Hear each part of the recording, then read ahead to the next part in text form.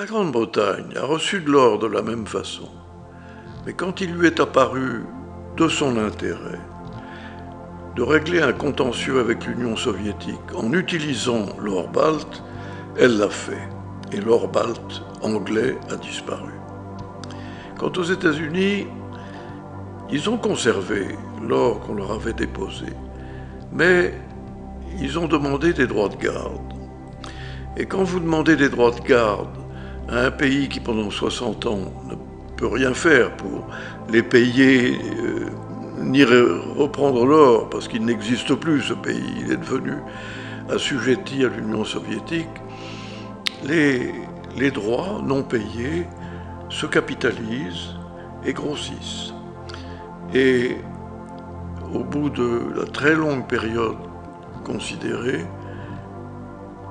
la capitalisation des droits de garde était telle qu'il n'y avait plus d'or. Et donc, demandez au gouverneur de la Banque d'Angleterre de vous recevoir, ce qu'il fera. Et une fois que vous avez eu un entretien avec lui, dites-lui, il me faut la restitution de cet or. Et il vous expliquera que ce n'est pas possible, parce que l'or a été utilisé comptablement à d'autres fins et qu'il n'est plus disponible.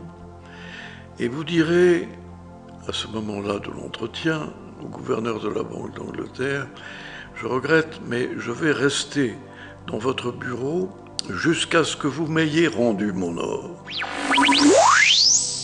Alors bienvenue à tous nos auditeurs pour ce premier podcast pour le média choosebitcoin.com. Pour l'inauguration de ce premier épisode, nous serons accompagnés de Jacques Delarosière. Donc bonjour Jacques et bienvenue. Bonjour. Donc je vais résumer brièvement qui vous êtes pour ceux qui ne connaîtraient pas. Donc vous avez été directeur du Trésor dans les années 70, puis vous avez été directeur général du Fonds monétaire international, donc de 78 à 87. Vous avez ensuite quitté le FMI pour devenir gouverneur de la Banque de France de 87 à 93. Vous avez été banquier central à l'époque où la France était souveraine sur sa monnaie, donc c'est pour ça que vous êtes super bien placé pour nous parler des sujets monétaires. Et ce que j'aime particulièrement bien avec votre profil, c'est que vous n'êtes pas un homme politique, vous êtes vraiment un économiste qui est passionné par ces sujets et qui les a vécus.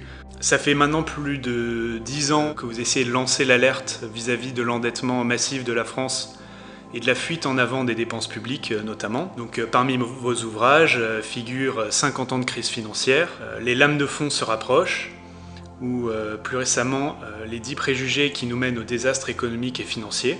Est-ce que cette description vous convient ? Oui, parce que vous avez raison, les hommes politiques sont très largement déterminés par leur propre réélection, alors qu'un esprit un peu scientifique essaye d'observer les faits et d'en tirer des conclusions, mais toujours d'une manière objective. Donc, si vous voulez, on peut parler de l'anecdote de l'or balte. Donc, c'est une anecdote que j'ai découverte dans votre livre et dont vous m'avez parlé et qui aurait été super intéressante de raconter ici. En effet, c'est une anecdote qui est très riche en enseignements et en même temps, elle est assez passionnante en elle-même. Pour comprendre cette question de l'or balte, il convient de remonter un peu le cours de l'histoire. L'expression « province balte » et non pas « État balte » désignait les territoires situés à l'est de la mer Baltique. C'était une zone ethnique qui fut soumise à l'influence germanique depuis des siècles et plus tard à la domination de l'Empire russe. Comme la Pologne et la Finlande, les pays baltes, c'est-à-dire à l'époque l'Estonie, la Livonie et la Courlande, bénéficiaient dans l'Empire russe d'un régime politique différent de celui du reste de la Russie. Face à la russification classique de l'Empire tsariste, les provinces baltes disposaient, du fait de leur héritage culturel germanique, d'un statut juridique et linguistique particulier. L'effondrement de l'Empire russe en 1917 et la défaite allemande de 1918 marque la fin de la domination germano-russe et marque l'avènement à l'indépendance de l'Estonie au nord, de la Lettonie au centre et de la Lituanie au sud des pays baltes. Avec le traité de Versailles a été consacrée de fait en 1918 l'indépendance des 3 États baltes. La perception par l'Europe change alors de la notion d'une intégration complète à la souveraineté russe vers une conception d'un espace maritime plus proche, si vous voulez, du monde scandinave. En 1934, les 3 États baltes signent un traité d'entente baltique qui souligne l'existence d'un ensemble identitaire marqué, commun, et ce traité tente à protéger leur indépendance à ces pays au sein de la Société des Nations de l'époque. C'était l'ancêtre de l'Organisation des Nations Unies.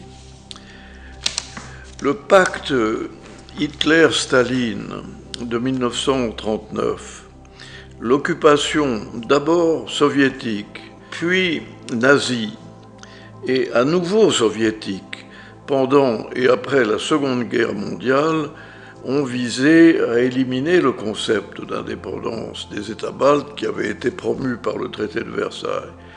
Ceux-ci sont devenus des républiques baltes soviétiques, entre guillemets. Mais, contrairement à la situation de nombre de pays européens, la France n'a jamais accepté l'annexion des États baltes par l'Union soviétique. Et elle a refusé tout au cours de son histoire de se résigner à cette acceptation. On conçoit qu'au milieu des années 30, en 1934, avec la montée du péril nazi, Hitler a pris le pouvoir en 1933, et les incertitudes géopolitiques, les États baltes aient souhaité se protéger. Ils avaient été dotés de réserves en or à l'occasion de leur indépendance en 1918. Il ne faut pas oublier que jusqu'à la Première Guerre mondiale de 1914, le système monétaire international était basé sur l'étalon or et donc sur des réserves en or. Et ces États craignaient que les Allemands ou les Russes ne s'en saisissent et ne mettent la main sur leurs réserves en or. Il faut comprendre en effet que cet or balte, quelque minime que fût en termes quantitatifs son importance, était une illustration concrète de leur indépendance, peut-être la seule illustration concrète. C'est dans ces conditions qu'au milieu des années 30, la Lituanie et la Lettonie demandèrent aux puissances occidentales qu'étaient la France, l'Angleterre et les États-Unis de recevoir leur or en dépôt afin de le mettre à l'abri des exactions probables qui viendraient du côté allemand ou du côté russe. Ce fut le début de l'histoire de l'or balte que vous m'avez demandé de vous raconter et que je vais maintenant rapidement décrire.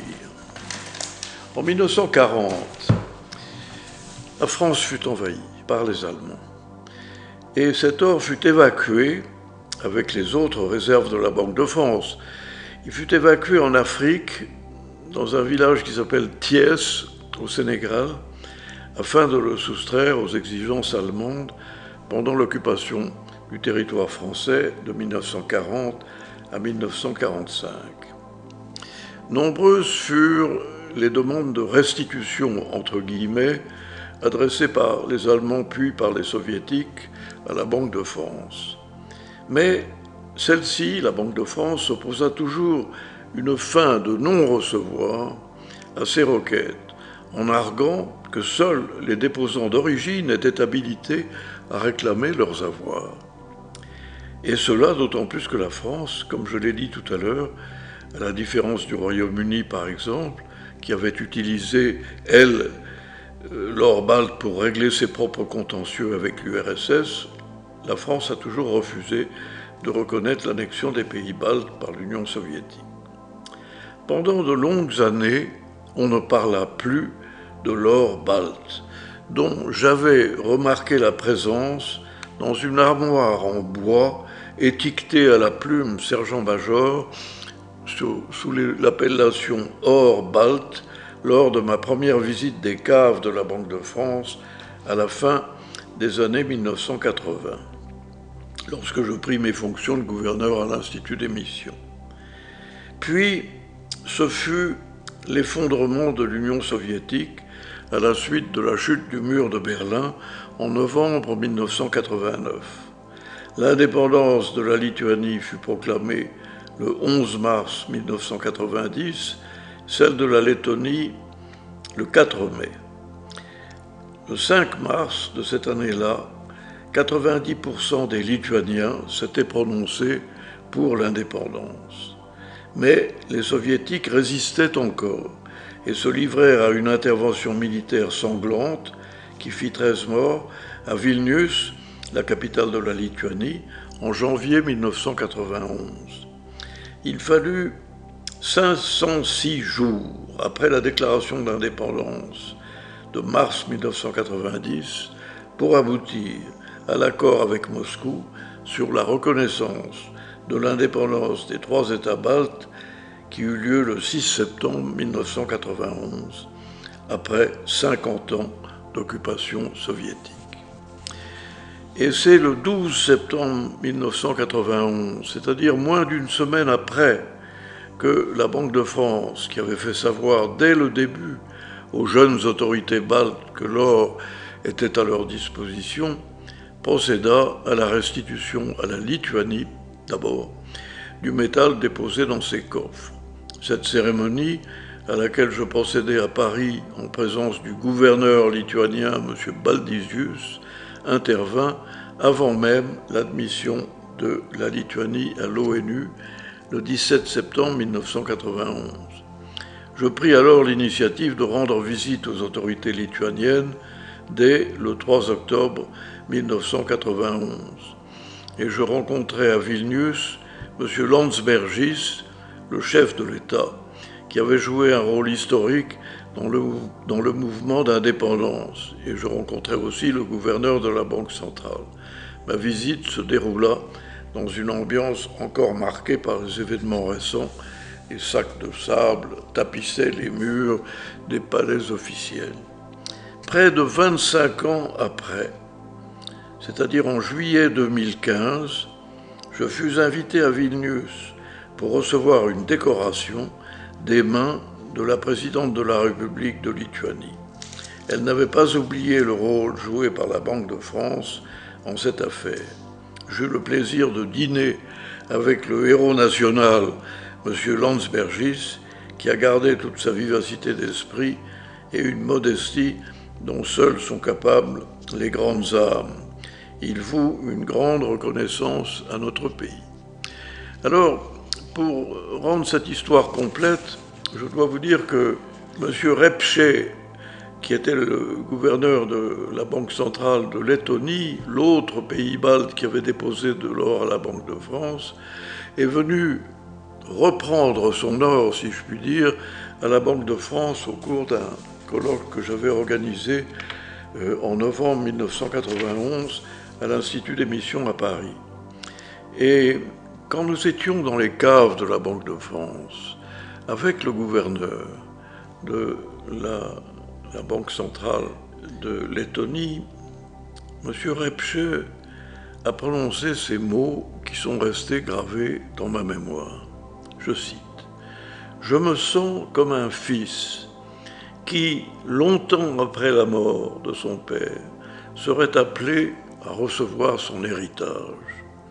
Dans la nuit de la guerre et de l'occupation, un fil continuait à me rattacher à lui, à mon père, celui du souvenir et de l'espoir. Et ce fil, c'est vous, la France, qui l'avez préservé. » Quelques mots pour conclure cette affaire. La France est souvent accusée par les anglo-saxons d'être combinarde. Je veux partager avec vous le fin fond de cette affaire.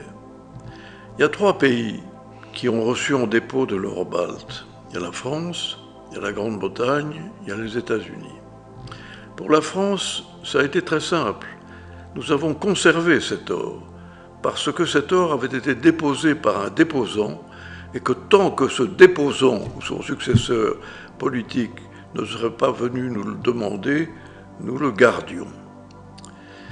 La Grande-Bretagne a reçu de l'or de la même façon, mais quand il lui est apparu de son intérêt de régler un contentieux avec l'Union soviétique en utilisant l'or balte, elle l'a fait, et l'or balte anglais a disparu. Quant aux États-Unis, ils ont conservé l'or qu'on leur avait déposé, mais ils ont demandé des droits de garde. Et quand vous demandez des droits de garde à un pays qui pendant 60 ans ne peut rien faire pour les payer, ni reprendre l'or, parce qu'il n'existe plus ce pays, il est devenu assujetti à l'Union soviétique, les droits non payés se capitalisent et grossissent. Et au bout de la très longue période considérée, la capitalisation des droits de garde était telle qu'il n'y avait plus d'or. Alors, quand mes collègues de la Banque centrale de Lituanie et de Lettonie sont venus m'interroger sur ce qu'il fallait faire avec la Grande-Bretagne et les États-Unis, puisque l'or avait disparu dans un cas et n'existait plus comptablement dans l'autre, je leur ai dit, le conseil que je peux vous donner, c'est d'insister pour que cet or vous soit restitué en fonction du droit le plus élémentaire en matière bancaire. Et la guerre est passée par là, la domination soviétique est passée par là, vous étiez incapable de manifester la moindre volonté concernant cet or pendant toute cette période, on ne va pas vous pénaliser de ce fait. Et donc, demandez au gouverneur de la Banque d'Angleterre de vous recevoir, ce qu'il fera. Et une fois que vous avez eu un entretien avec lui, dites-lui, il me faut la restitution de cet or. Et il vous expliquera que ce n'est pas possible, parce que l'or a été utilisé comptablement à d'autres fins et qu'il n'est plus disponible. Et vous direz, à ce moment-là de l'entretien, au gouverneur de la Banque d'Angleterre, je regrette, mais je vais rester dans votre bureau jusqu'à ce que vous m'ayez rendu mon or, parce que l'intérêt national de mon pays l'exige.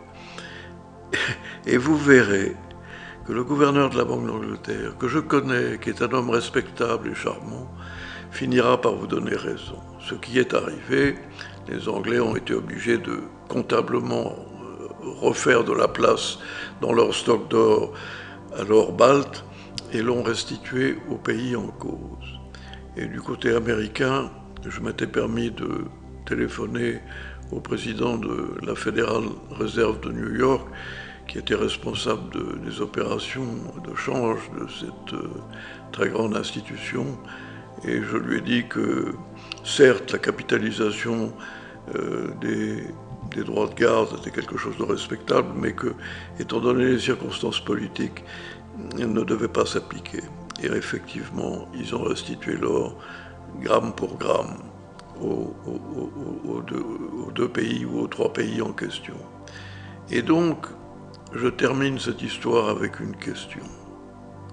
De ces 3 grands États, lequel a été le plus honnête, le plus respectueux de la volonté du déposant?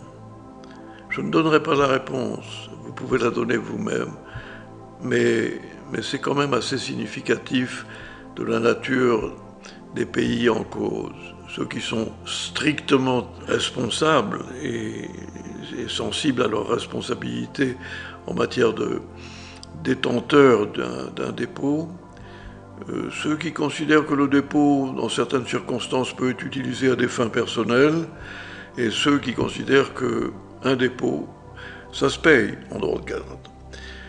Eh bien, je suis plutôt fier d'appartenir à la première catégorie. Merci beaucoup pour votre question. Merci beaucoup pour cette anecdote.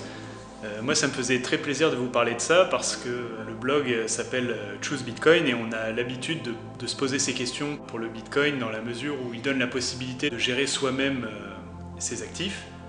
Et c'est vrai qu'il est toujours déconseillé de les confier à un tiers. En plus, dans notre cas, on est face à des tiers privés qui n'ont pas de statut bancaire et qui sont encore moins la puissance des États dont vous parlez.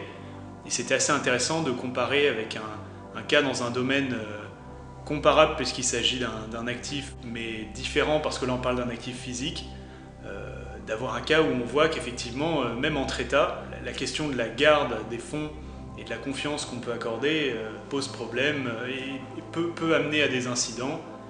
Et là en l'occurrence il ne s'agit pas de la faillite de la personne chargée de garder les fonds comme on pourrait le voir pour des plateformes de Bitcoin ou d'un vol, mais il s'agit juste de deux stratégies différentes qui consistent à appliquer des droits de garde qui dépassent le montant de la somme conservée ou de le dépenser dans un autre cas et de ne plus pouvoir les rendre.